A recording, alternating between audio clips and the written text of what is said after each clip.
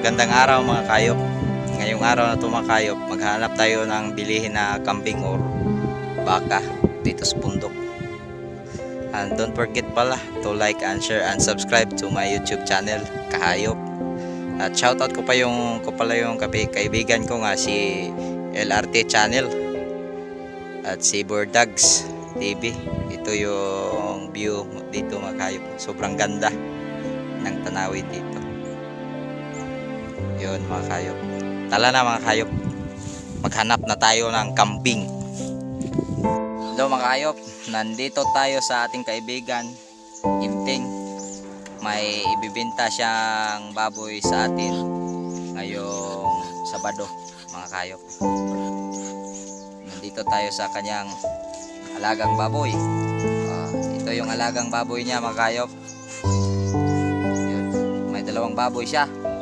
At ito yung itik mga kayop.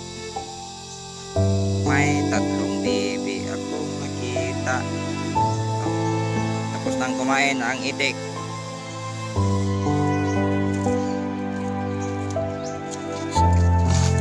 Ito yung baboy na ating bibilin ngayong Sabado mga kayop. Ating kilatisin kung ilang kilong baboy na to mga kayop. Umabot ba ito sa 50 kilos ang karne o hindi pa ba? Kailangan talagang marunong kang tumatansya kung ilang kilo ang iyong pinili na baboy para hindi ka matalo sa negosyo. Ito. Malaki-laki na ito mga kayop. Nasa 3 months old na ang baboy sa aking kaibigan. At yung isa yung kasamang baboy. Ito yung inahing baboy nila mga kayop dito sa probinsya.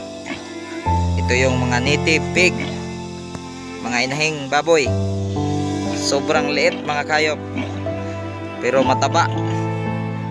Nasa mga 60 kilos ang karne mga kayop sa alaga ng kaibigan kong baboy.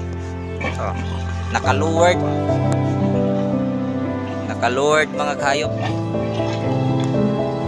Dito sa amin pwede lang itali mo lang kahit sa ugat ng kahoy ang alaga mong baboy kasi malayo ang mga bahay dito.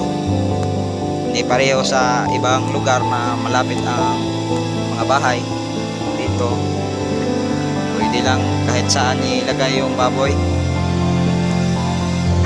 kasi malayo sa population o sa mga tao. Ito yung bahay sa aking kaibigan mga kayop. Bamboo house. Yun mga kayop. Ang ganda ng pagkagawa. Yung bamboo puros kawayan lang pero iskulado. Magandang pagkagawa. May dugi-dugi pa.